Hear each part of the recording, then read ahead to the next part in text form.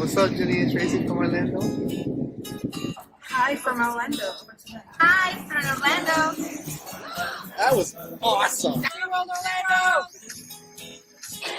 We are in Orlando, Florida at the pub. And to anybody that is at Advent Health Cancer Institute, keep up the good fight. Yes.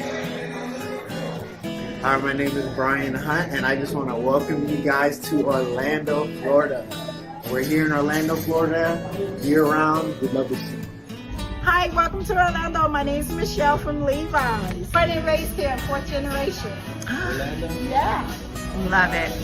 51 and fabulous. Ooh, girl. Yes, you are. Thank you.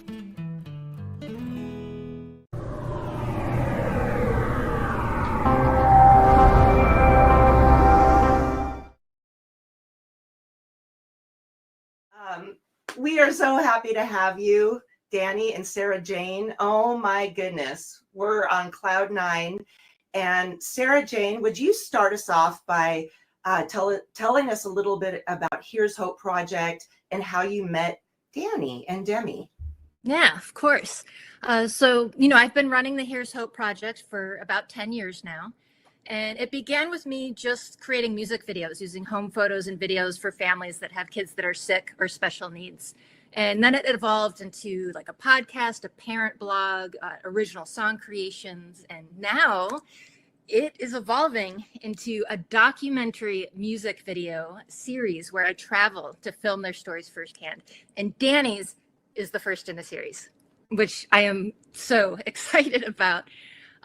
Danny, he approached me about a year ago to create a music video for his daughter, Demi. And their journey really hit hard. Demi is so much more than a medical miracle. I can't stress this enough. I really feel connected to this family. The more I talk with Danny, the more in love I get. He doesn't know this yet, but I guess he's finding out now because I'm going to say it. He's stuck with me. This is more than just a film. We are friends for life. Like we better be. But yeah, I just adore them.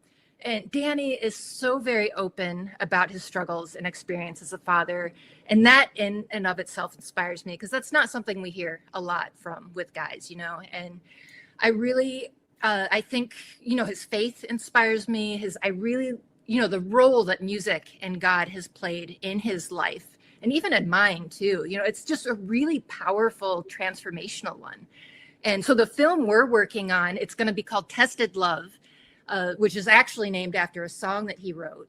And, it's really going to be one that people just need to see and hear because it's just a testament to what God can do in us and through us.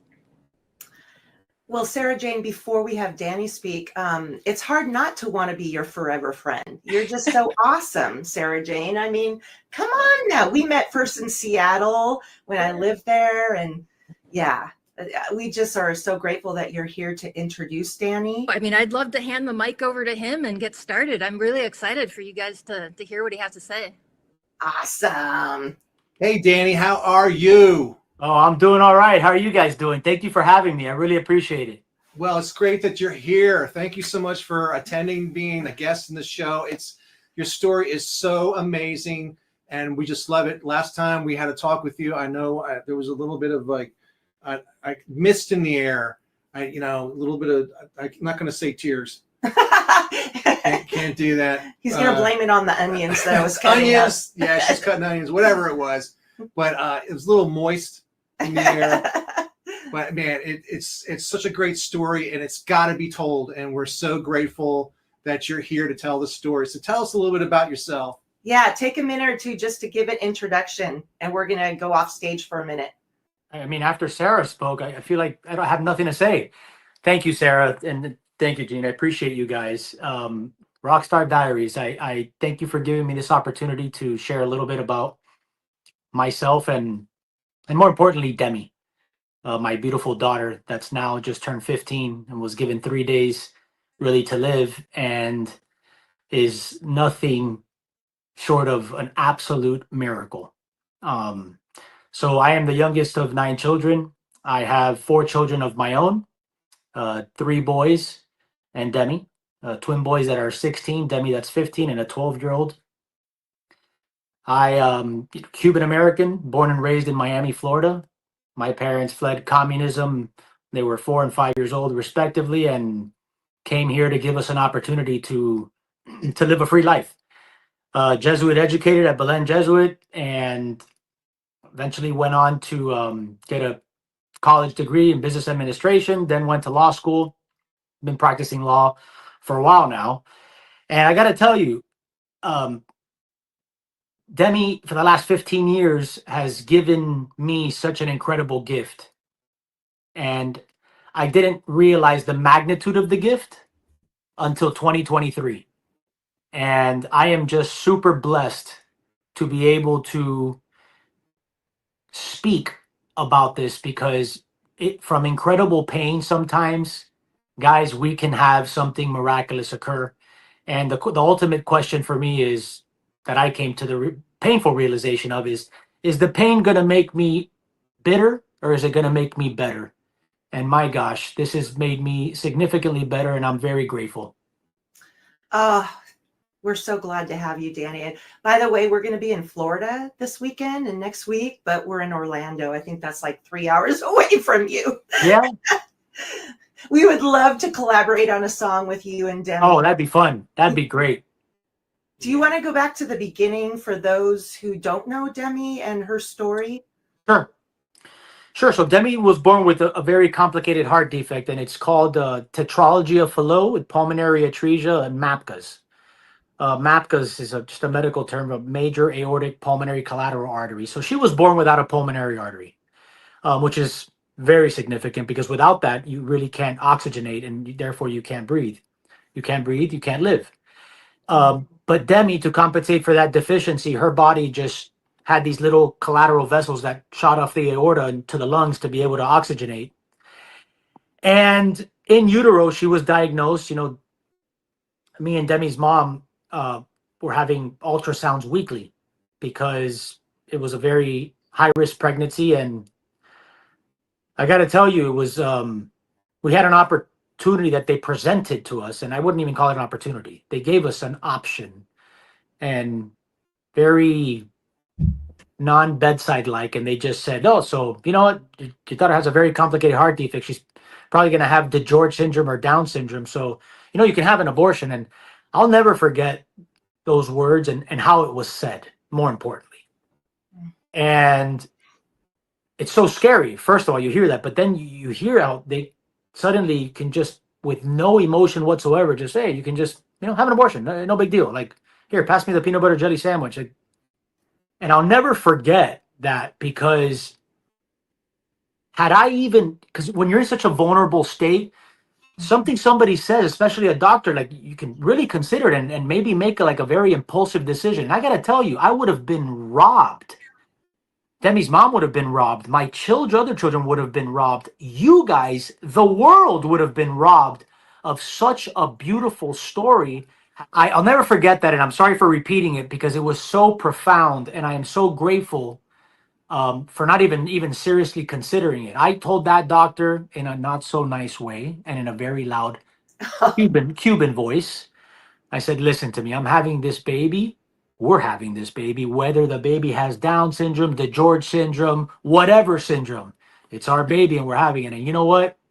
That was God speaking through me. I firmly believe that, and I am so grateful, because when people find out Demi Samantha Espinoza's story, it'll blow them away. It'll blow them away. Yes. Oh my goodness. You're watching the Rockstar Diaries TV show. We'll be right back. Whether you're looking to buy, sell, or invest, my team and I are happy to help. We work across all price points and specialize in helping clients relocate from anywhere in the country. Give me a call, 214-708-2450.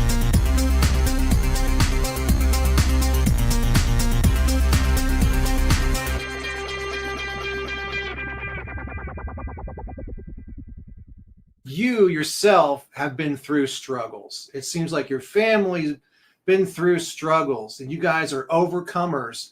And Big time. we definitely hear that in your story. So tell us about the struggles, like personal struggles, you faced going through this process. Yeah. So look, obviously the when you start with, you have, twin boys, and within 15 months, suddenly you have 3 kids because we had the twins first. Here comes Demi with these medical issues. It affects every facet of your life, right? Not the least of which is mom and dad. It affects, Demi's other siblings. Mhm. But I would argue that it's had such a much more profound positive effect on not just, us, but on so many other people. And but yeah, that's the outcome. So let's talk about a little bit about the struggles, guys. Been very dark times. I mean, I there were times where, Demi's a baby. She's born at Mercy Hospital. My oldest brother's a Jesuit priest, so he baptizes her at birth. Demi's pediatric cardiologist was there. It was there in the baptisms, Dr. Madeline Moss, and together we're thinking, okay, we don't know what's going to happen. We may say baptize her, and maybe that's it. We leave Mercy Hospital. Demi's mom's in recovery, and I go in a life flight to Nicholas Children's Hospital because she was born in a Catholic hospital, Mercy Hospital here in Miami. Then we went to another local hospital where they had a very good team of cardiothoracic surgeons and cardiologists and interventionists. And so we went over there, and that's when life really changed. I mean, you start being introduced to all of these doctors. You're dealing with medical terminology in a very unique jargon that you're not really used to. And so you're every other thing that they're telling me, I'm having to do a Google search, right? And it's scary. It's scary, but throughout the last 15 years, there's been ups and downs for sure.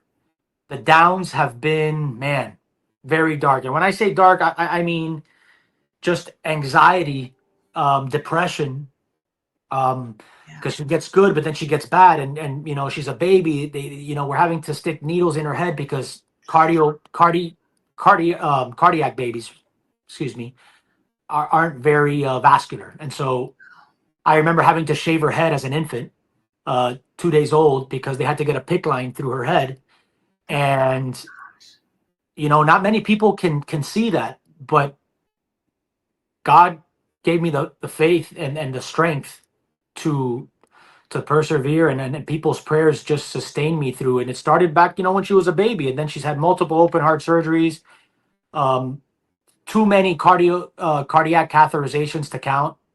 And then in 2023 or 2022 rather, we were told that she's walking heart failure. And we're like, oh my God, is it going to happen now? Like, is Demi going to leave us and go to a better place? Or we're not prepared for that. And there's Nicholas Children's, which was formerly Miami Children's, then tells us, look, there's nothing else we can do. I'm like, well, something else can be done for sure, and we got to explore. And so my second mother, which is Dr. Madeline Moss, who shares Demi's birthday too, May 21st, she says, look, you're like a family to me. We're going to plan. We're going to do this. And she found, Standford, and we did research, and collectively we came up with this opportunity to start consults with Standford. And let me tell you something about Standford Children's Hospital, also known as Lucille Packard Children's Hospital. Okay. It is very hard, to get in there if you're not from California. Very hard. You got to know people, and I knew nobody at Standford. Now I know a lot of people because God is good. Yes. But the 2022 and then 2023, when we flew over there, hardest time in my life by a landslide. And what Sarah was saying, tested love, came about when Demi flatlined and she bled out 4 liters of blood in the OR. And I'll never forget that phone call. Her twin brothers had just arrived. We had already been there for 4.5 months. And, she had already overcome, she had been on life support for 3.5 months. She had overcome being septic, an uncontrolled infection, bad mediastinitis, multiple open heart surgeries just there. And the miracle that occurred at Standford, it's going to be a story that's going to be told. And look, I'm gonna tell it, but it's not my story really. It's God speaking through me, and I firmly believe that. And what Demi has taught me, you know, they say that the parent is the student. That it could not be truer in my situation. Demi has taught me so much. God has used Demi as an instrument to really allow me to tell her story, and what she's taught me and so many other people. I can't wait to tell it. And I'll say one thing that most people know that know Demi.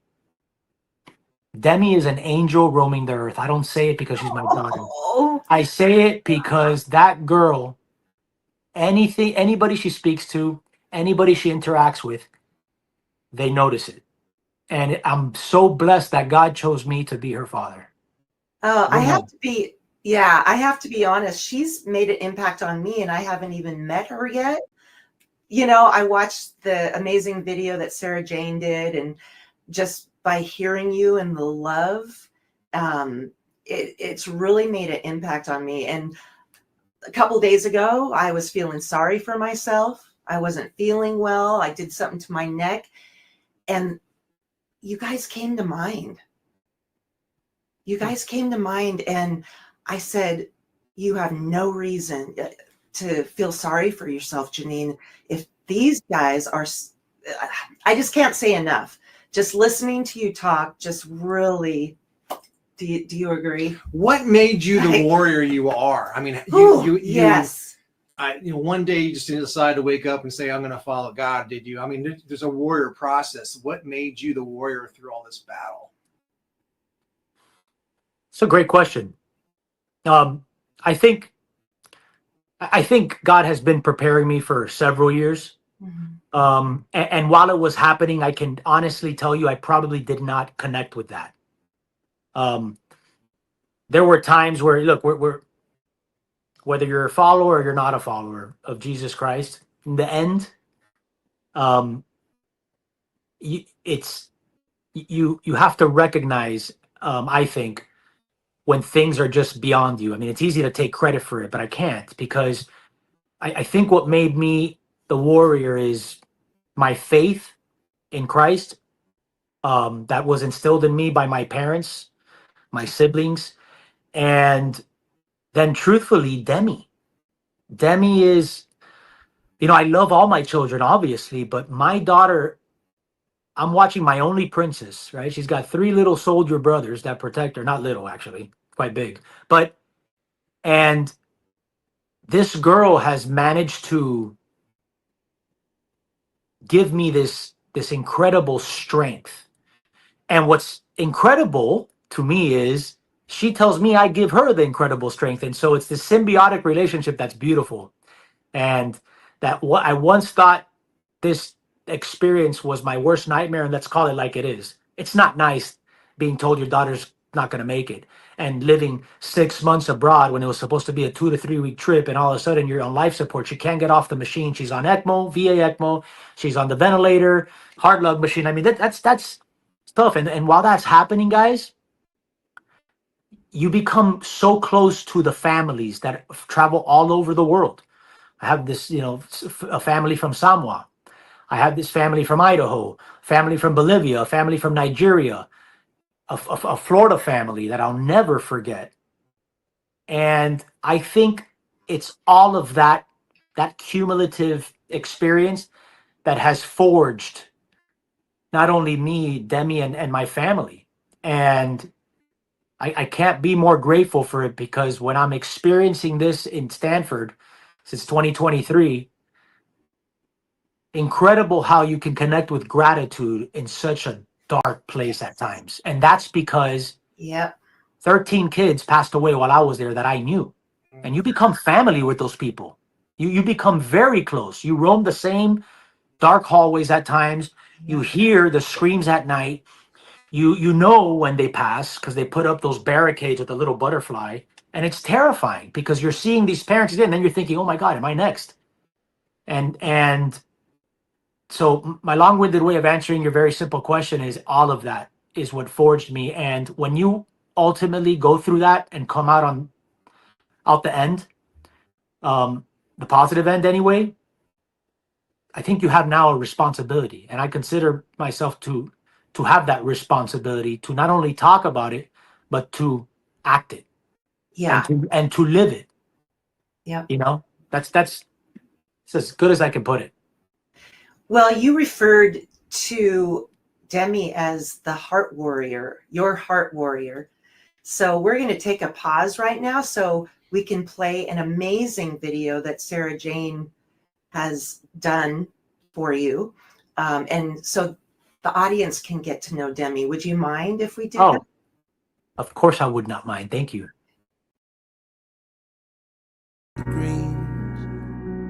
The air is clear with our loved ones close. You can pick out every star without a telescope. So beautiful to see how we have changed. In time, you know, everything we've lost comes home again, and I will grab onto your arm a little stronger than we were before. I've missed your face. Has it been that long? Looking forward to a fire and a sing-along. Let's stay the same as the children grow, and teach them all the simple things we thought we used to know. So beautiful to see how we have changed. In time, you know, everything we've lost comes home again, and I will grab onto your arm a little stronger than we were before. In a world, in a day, we are all brand new, and it's love that we're fighting for. I'm proud, you know, that we always held out hope. So if you grab onto my arm, let's take a walk until the sun gets warm. In time, you know, everything we've lost comes home again, and I will grab onto your arm a little stronger than we were before.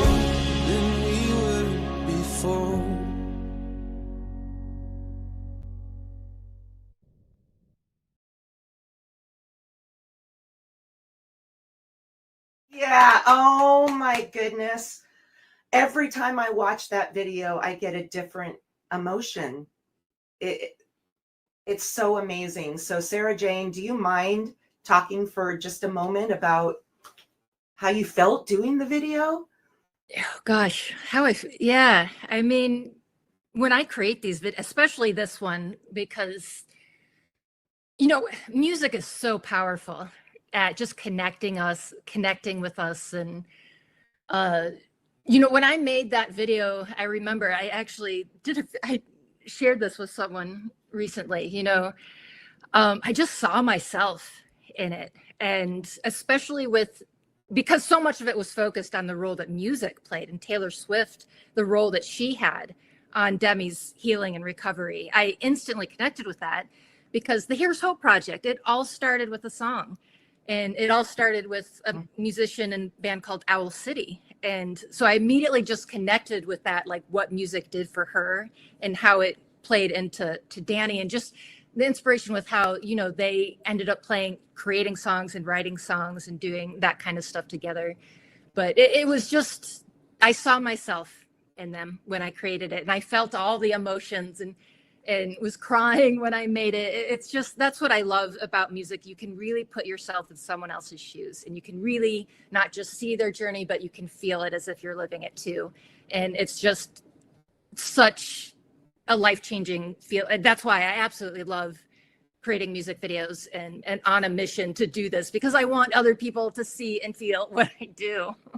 And she's so darn good at it too, I must add.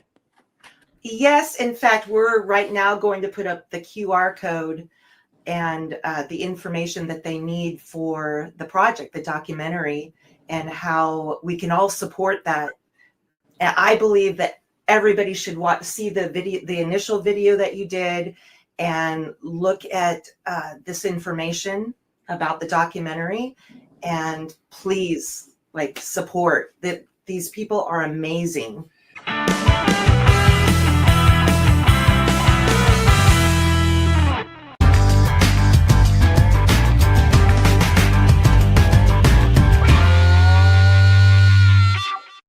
Woo! Well, I'm burning out here today, I tell you what. Hey, Myrtle, remember seeing Leonard Skinner down there at the fairgrounds? You mean in your old pickup truck? Yeah, that's right. Those were golden years. Headers and Hemis. Sounded like the earth was just opening up. Drove around in that truck. It was awesome, wasn't it, Bubba? Tell you what. Yep. Yeah. Hey, remember that time we went there on the monster trucks on the beach? Grave digger. Yep. Yep. Yep. You know, Myrtle had to hold on to the girls or they were going to fall out. Earl, we didn't have kids back then. I know. That's funny right there. Girls. Yeah. You know, I've been looking around. I can't find my concert t-shirts anywhere. Trash. Remember when we went to the Texas Roadhouse? Well, had a garage sale. Garage sale? You telling me that you traded my concert t-shirts for a steak? I told you so. I told you. And you knew? Well, Earl, I don't see you cooking any meals. You're probably thinking about donuts. Tell you what.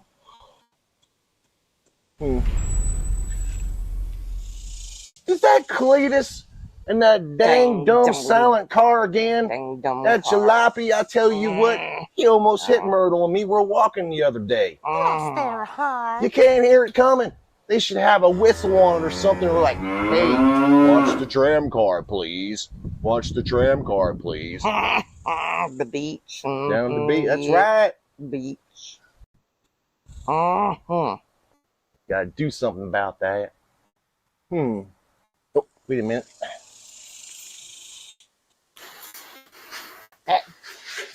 Dang squirrels. Earl, you missed that, Gummit. You need some new eyeglasses. Glasses?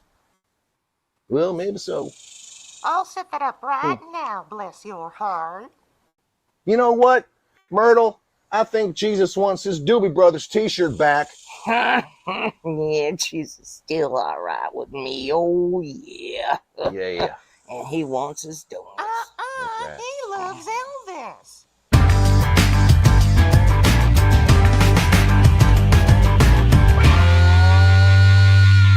Sarah, you said something in there about healing. Music is healing, and that is so true.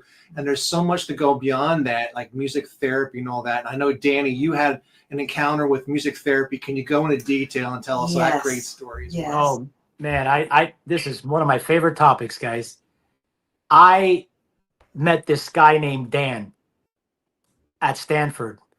I didn't even know a job like this existed, but what an awesome human being. This guy goes around the intensive care units, the pediatric intensive care unit, the cardiovascular intensive care unit, with a push cart. And it's a music cart. It's a maroon cart. Just seeing the cart made me smile. Did you say maroon? It was a maroon colored cart. And it was the best thing. I could have been the things we remember, right? I could have been having just cried from doctors telling me horrific news. We have an uncontrolled infection. We're giving her the biggest and the baddest, antibiotics, and it's not working. And now she's septic, and we would still do music therapy. And Demi was out, but she was there in that room, and we would play music. Dan would come in. It was so healing for me. You know, so instead of going and having the desire to disconnect in some unhealthy fashion, right? Connected with music. You have this amazing human being coming by with a variety of instruments. I mean, it's like a circus on wheels, but just for music. And he brings out and he makes the kids that can't even really move. He gives them an instrument, and before you know it, these kids are actually moving when they haven't moved for weeks or if not months. Because the music awakens them. And let me tell you, there are videos that I have of Demi in a coma and where she's very sedated and put on a paralytic intentionally because it was just very high risk and we couldn't risk her moving. But when I would play music, she would even jolt. She'd move a shoulder, she'd move like that, and that to me, I mean, it makes me want to cry, honestly, because I think of how amazing she was when she was in such a very bad place and music inspired her. It helped us. It was the way we communicated because she couldn't talk. She had, rather than getting the trach early, she got intubated. And she was intubated for a very long time. And I'm talking months, which is very rare. And so music was the way we communicated. And she would write when she was awake, she'd write on an iPad. And at times she didn't even have the strength to even push, letters on an iPad. So we would communicate with like fingers or this, and we put music. And when we put music, it's like if we were talking, but we weren't. We were just listening. And I would hold her hand, then she squeezed my hand, I'd squeeze her hand, and it was such a beautiful thing. And I gotta tell you guys, the day that Demi flatlined and it got really bad, God spoke to me through music. And that's when I went out on a balcony and I said, my God, I'm not gonna lose my baby.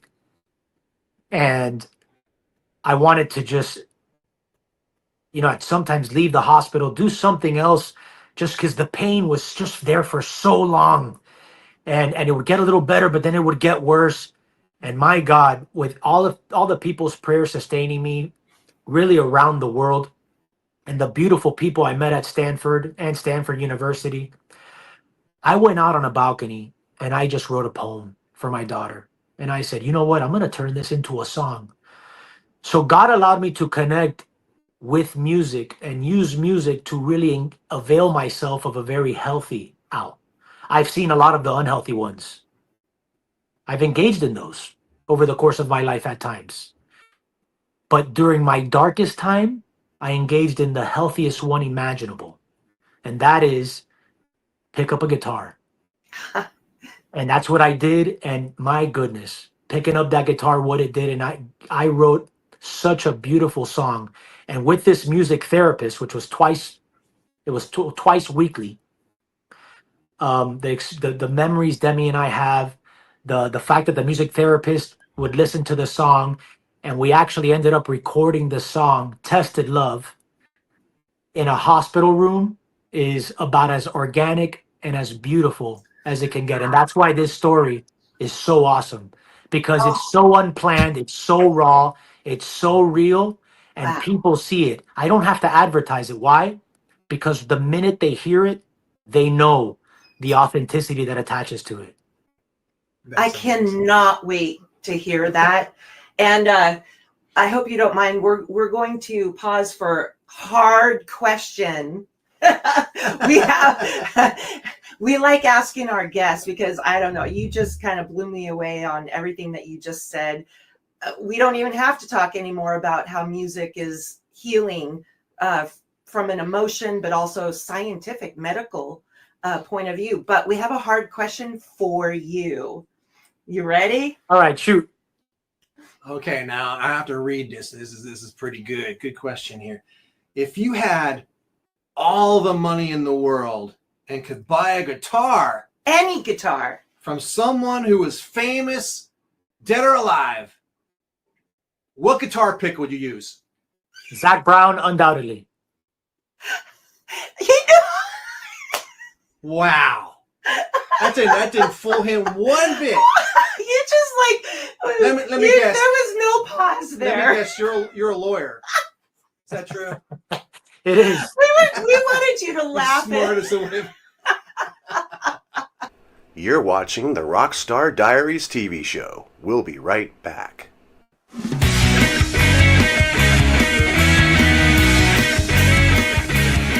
Hey everybody, it's Wetting the Bed with the Smiths. That's right, we're gonna water the Smith right here because it's parched. Got the hose out, let's get it ready. Let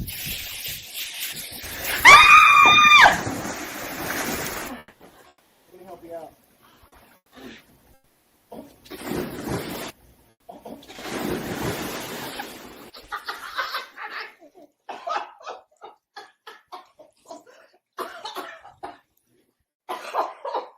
Well, that went well. Oh, jeez. Let's talk about one of my very favorite plants, the elephant ear, otherwise known as colocasia. You start with giant elephant ear bulbs that you can get at Lowe's or Home Depot, but this is very critical. It took me 4 years to figure out how to grow them so they're healthy and big. In the Texas dirt, you have to have fertilizer for trees and shrubs. It is a must. And then you get your beautiful, lovely ears. Oh yes, they blow in the wind. I'm ecstatic. And look at my hosta, hydrangea, and Japanese maple. This is the largest they've ever been. Yep, fertilizer makes all the difference in the world.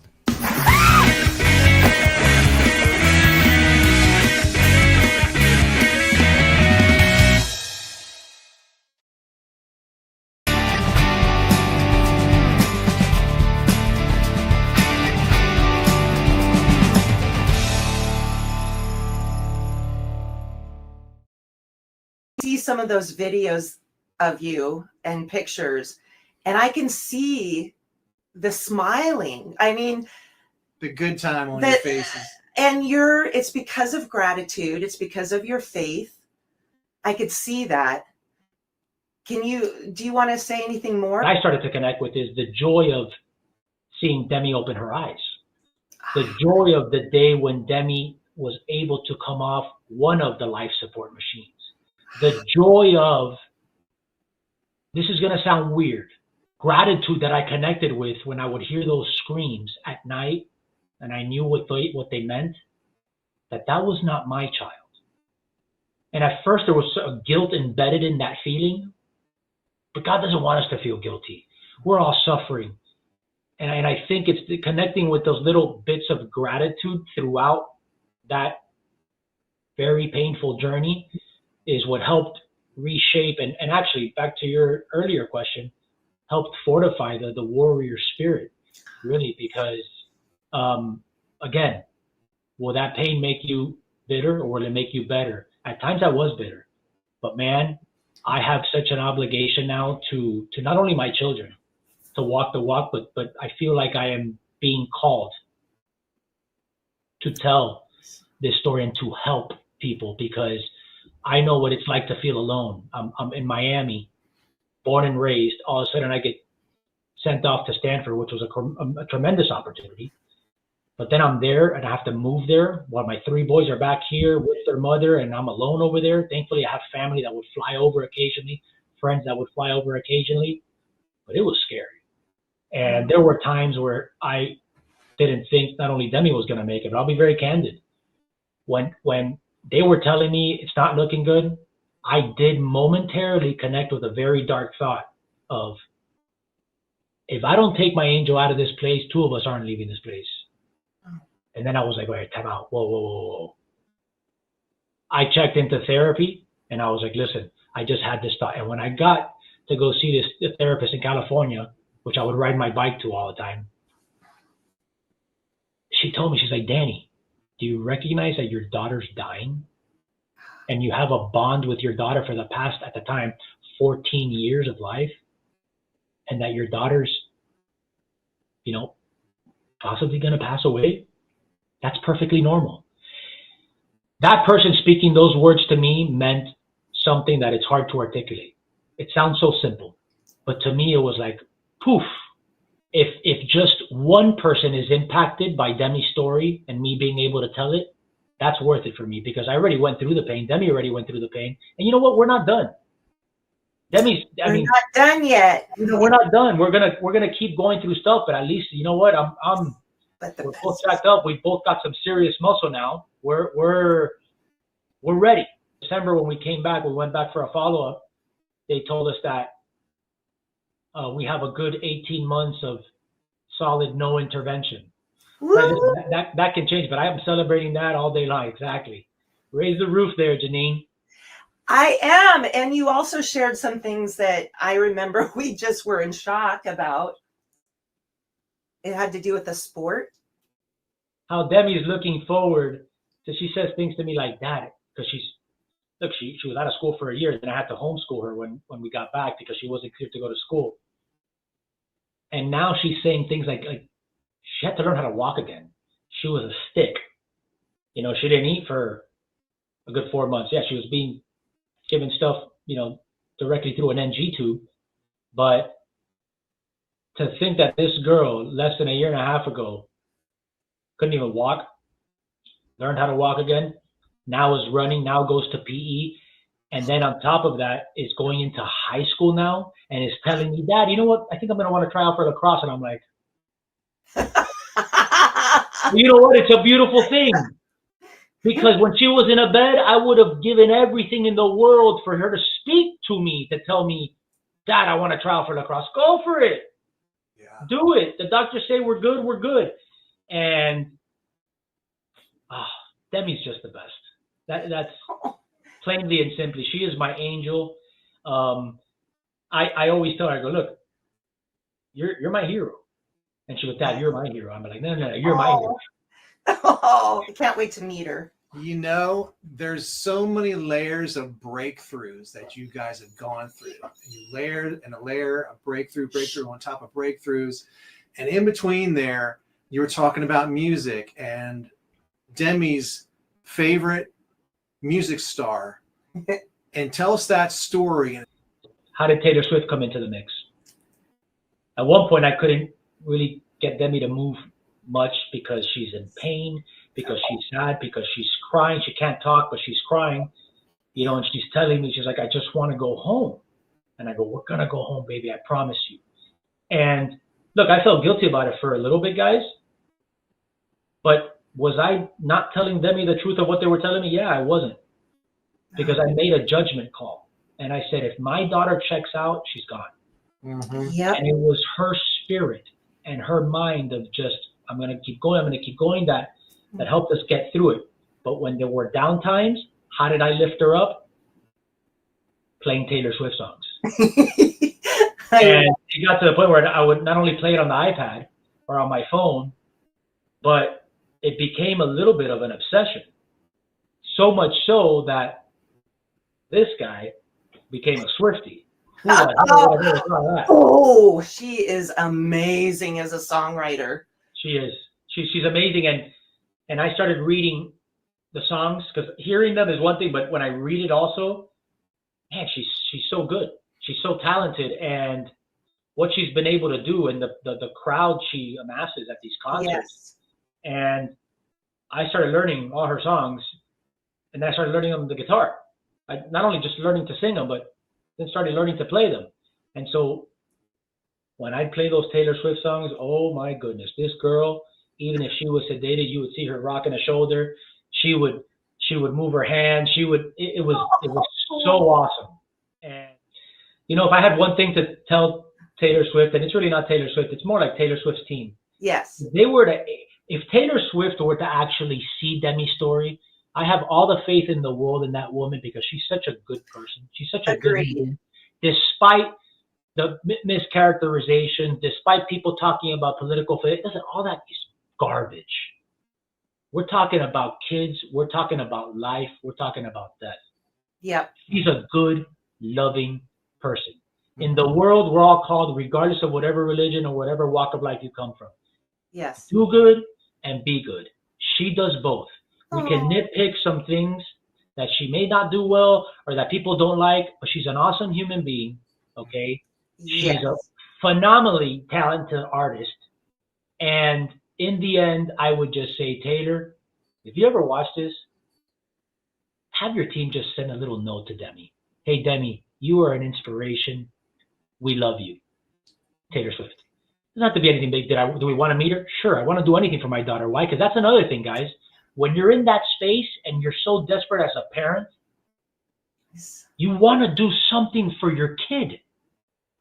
Yeah, fine, I was an advocate. Great. But you want to bring, your kid doesn't appreciate your advocacy at that age. They're just thinking life and death. But I wanted to do something for her. And we made it to the concert. So, well, we just like to say thank you for being on the show. You were amazing. The story is amazing. We would love to get together and meet you and Demi and just get those songs going, get it churning, because you know what? We need music in ourselves too, to enlighten us.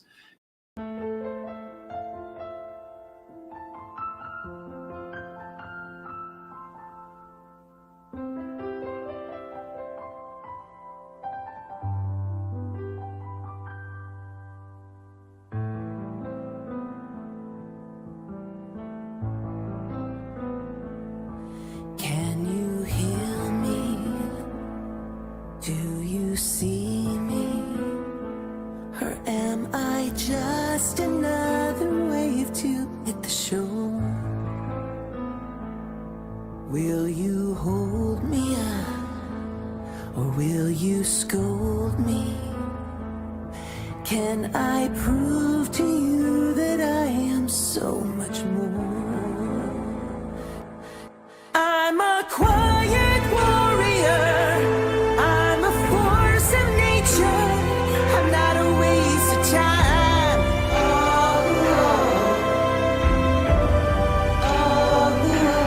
I'm a quiet warrior. I am my future. I don't waste no time. Crazy ocean waves cannot drown me.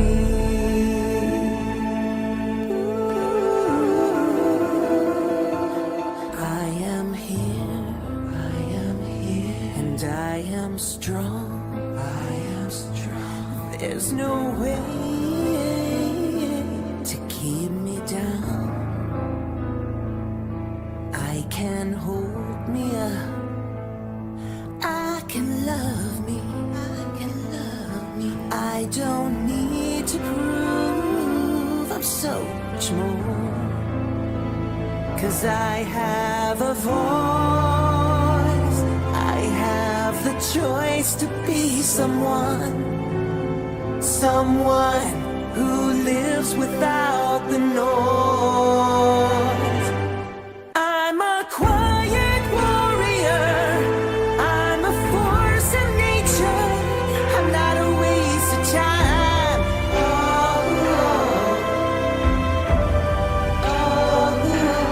I'm a quiet warrior. I am my future. I don't waste no time. Crazy ocean waves cannot drown me.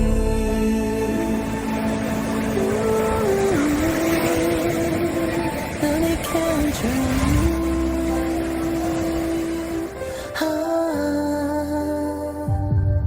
Can you hear me? Do you see me? 'Cause I'm not invisible. I'm a quiet warrior. Quiet warrior. Never wasting time. We are quiet warriors.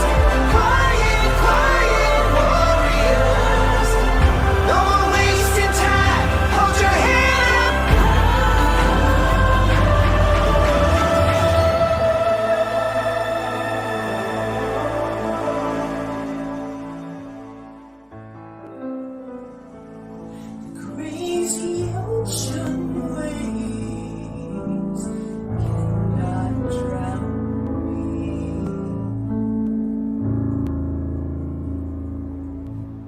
dedicate that to you, Demi. You're a quiet warrior.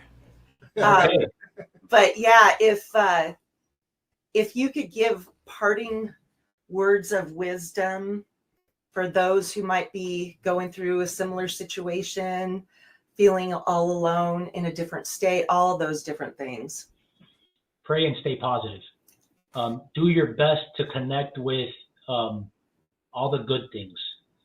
The bad comes and it's there, but do your best to really connect with people.